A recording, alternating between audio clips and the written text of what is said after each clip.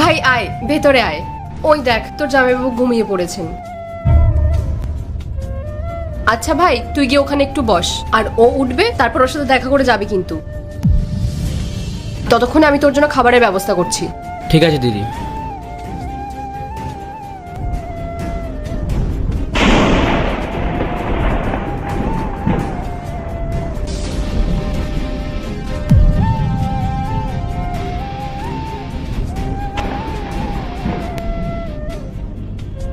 ভাই চাটা খা, আর খেয়ে বল যে তোর দিদি কেমন চা বানায়। দিদি সব চাটা ছাড়, আমার অনেক কাজ আছে, আমি এখন আসি। আরে ভাই, এসব কি বলছিস তুই? কতদিন পরেই বাড়িতে আসলি, 2 মিনিট বস, জামাইবাবু উঠুক, তারপর ওর সাথে দেখা করে চলে যাস।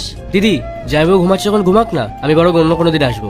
না ভাই, এসব বলে চলবে না। তুই সবসময় বলিস আসবি আসবি, তারপর আর আসিসই না।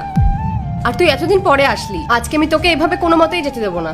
তুই আগে খাওয়া দাওয়া করবি, জামাইবাবুর সাথে দেখা করবি, তারপর যাবি। দিদি হ্যাঁ মনে পড়েছে, আমি না তোকে বলতে একদম ভুলে গেছিলাম। এই কিছুক্ষণ আগে না আমার একটা বন্ধু ফোন করেছিল, ওর মা নাকি পড়ে গিয়ে কোমরটা ভেঙে ফেলেছে, তাই এমার্জেন্সি আছে, আমার এখন ওখানে যেতে হবে। কোন বন্ধু? নাম কি ওর? ওই হ্যাঁ, ওই রাজু রাজু। রাজু? এই নামে তো তোর কোনো বন্ধুকে আমি চিনি না। আরে দিদি এই কয়েকদিন আগে ফ্রেন্ডশিপ হয়েছিল, তুই চিনবি না। দিদি সিচুয়েশনটা একটু বোঝার চেষ্টা কর। আচ্ছা ঠিক আছে, তুই একটা কাজ কর, তোর সাথে আমাকেও নিয়ে চল। তুই তুই ওখানে গিয়ে কি করবি? তুই বাদ দে, আমি একাই চলে যাবো। আল্লাহর এই ভিডিওটা দেখে যে সরে